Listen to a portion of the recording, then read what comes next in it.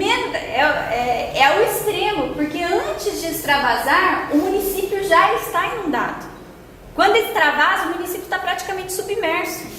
Então, assim, essa é uma quando extravasar a calha do tubarão já é uma situação ao extremo. Então, assim, o que precisa ser feito? Realmente precisa ser feito, assim, um projeto muito bem elaborado, um projeto de primeiro mundo de drenagem do município.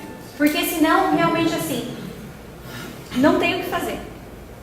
Foi ocupado em um lugar errado, você tem uma formação de solos que não é uma questão, assim, das condicionantes naturais do município. Então, assim, uma das principais saídas seria fazer esse projeto de drenagem. Junto com a drenagem, teria que ser feito um projeto de rede de esgoto. Porque o que acontece hoje? Na verdade, existe um sistema de fossa, filtro, galeria. Em alguns lugares não tem o filtro, direto na galeria. Então, assim, isso não resolve. Se você também não tiver um sistema de esgotamento sanitário no município como um todo, porque hoje a rede de esgoto no município de Tubarão é 0, isso também se torna um problema. Seria mais barato montar a cidade de Tubarão. Mas assim, não tem solução? Depois de séculos... Se o eixo, a cidade já está toda inundada, não tem capacidade de construir, por que estão gastando dinheiro? Vamos procurar um lugar onde mas assim, se a gente for analisar o município, se a gente for analisar assim, dentro da área territorial de Tubarão, realmente nós não temos muitas opções, porque ou nós estamos na planície de inundação ou nós estamos no morro. Então é melhor estar na planície de inundação. Em relação à infraestrutura urbana, as principais deficiências em relação à circulação, transporte e mobilidade são as principais, assim, não que não tenham as outras, é só para a gente conseguir passar um pouco sobre cada um dos temas. Bom, em relação à circulação, a gente já tem alguns entraves espaciais que interferem diretamente nessa estrutura de trânsito, que é a BR-101, que corta o município, e o Rio Tubarão, que corta o município. Então, a gente acaba tendo problemas, né, em todos os pontos que envolvem tanto as transposições no Rio Tubarão quanto as transposições na BR-101. Inclui aí no primeiro item a ferrovia. A ferrovia também. A falta de estruturação macroviária com eixos que cortem o município, a cidade de sentido nordeste e sudoeste e norte e sudeste, que é o que a gente chama assim de vias norte-sul, leste-oeste. Porque o que acontece? Você não tem vias rápidas que você consiga chegar lá do São Martinho no Recife. Você passa assim. E nem de um ponto ao outro da cidade. Então, assim, essa falta de estruturação de vias no município acaba interferindo muito na questão da estrutura viária. Os pontos de conflitos viários, né, principalmente na margem direita, aqui na área central, em torno do Rio Tubarão, em horários de pico, é terrível, você não passa. Nos pontos de cruzamento com a BR-101 e também com a ferrovia, que também é um entrave espacial que acaba trazendo muitos transtornos à questão da estrutura viária. Uma outra questão, a falta de pavimentação das vias, da delimitação de calçadas e meios-fios também é um problema na infraestrutura urbana de Tubarão. Porque o que acontece? Até ontem nós estávamos numa reunião sobre a segurança pública e o que eles falaram é verdade. Porque assim, quando a gente fala em garantir qualidade de vida aos habitantes, a gente tem que garantir o acesso aos serviços públicos, à infraestrutura. E infelizmente, assim, a questão da pavimentação, seja ela de lajota, de pedra irregular, de pavimento asfáltico, ela interfere na qualidade de vida. Daí até... Pode falar. Nessa casa do meio-fio, de pavimentação meio-fio, nos parece que a administração pública ignora a lei, né? Porque alguém vai construir uma casa, tem que fazer um projeto, apresentar o projeto, ser aprovado. e depois não existe uma fiscalização na construção do meio-fio da calçada, que é, pela lei, o calçamento público é com 3 centímetros, 3% de desnível. Tem gente construindo a casa aí, faz ali com desnível de meio metro, se alguém se acidentar, quem é que é responsável por aquilo? Fora Quer dizer, isso falta inteligência, falta fiscalização nisso aí. Outro ponto, acontece uma coisa no encanamento d'água.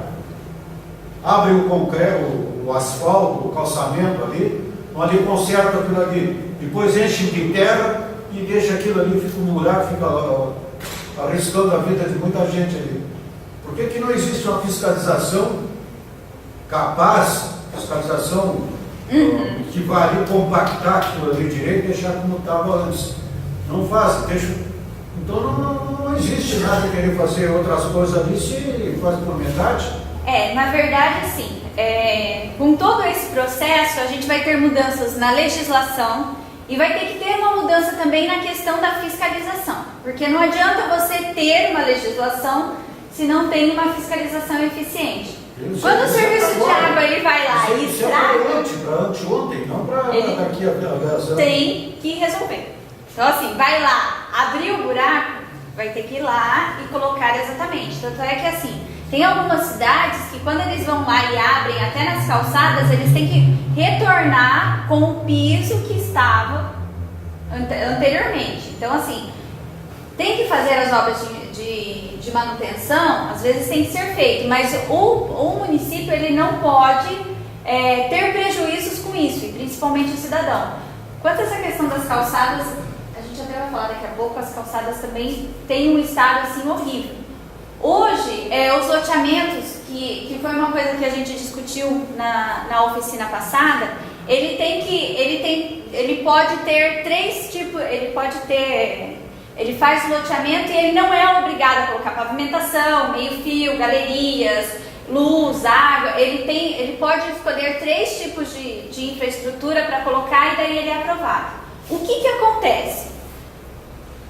Depois, o poder público tem que fazer. E daí fica extremamente complicado, porque atualmente, depois da vinda do Estatuto da Cidade, o poder público vai lá, faz uma obra de infraestrutura num determinado bairro, ele tem que obrigatoriamente aumentar o IPTU daquele bairro através da contribuição de melhorias. O que politicamente não é viável, porque cada vez que você aumenta o IPTU é ruim. E daí assim, se você não aumentar o IPTU, o prefeito pode sofrer sanções, inclusive improbidade administrativa por renúncia fiscal. Então assim, uma das coisas que nós estávamos falando é que assim, nós vamos ter uma reformulação das legislações. E na lei de parcelamento, o loteador, ele tem que entregar tudo, toda a infraestrutura.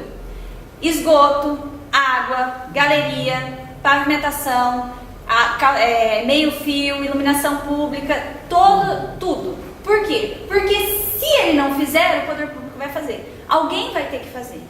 Então, até assim, nós vamos estar aplicando os instrumentos do Estatuto da Cidade de forma que não se tenha assim prejuízos, né, para o loteador, de forma com que ele consiga desenvolver e com que todos ganhem com isso. Oi, pode falar. No caso ali da Pedro Zappellini, aí as pessoas que têm que pagar IPTU ali sobre aquele prejuízo, porque ali é prejuízo, né? Fizeram o asfalto, agora cortaram para fazer galeria. Quer dizer, estava tão bem feito o asfalto, esqueceram da galeria. Aí quem é que vai pagar aquilo ali? É o IPTU? Então, na verdade, isso é uma falta de planejamento. Não, e até assim. Aquilo ali foi uma falta de quê? Na verdade, faltou o planejamento das ações, porque assim, é complicado você ir lá. Para essa política, né? Estava em cima da eleição, vamos marcar tudo aquilo ali, e agora está no prejuízo. Por isso que às vezes a gente fala assim, que é necessário a gente planejar as ações. Não adianta a gente ir lá, temos esse problema, vamos arrumar uma solução para esse problema. Por quê? Porque a gente tem que ver o problema como um todo e tem que planejar a ação. Não dá, não adianta a gente sair, a gente vai lá para fazer um projeto de rede de drenagem, mas primeiro a gente sai pavimentando todas as vias, depois a gente sai abrindo